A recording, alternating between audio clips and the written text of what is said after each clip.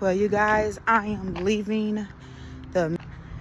They had to rush Naima into emergency surgery.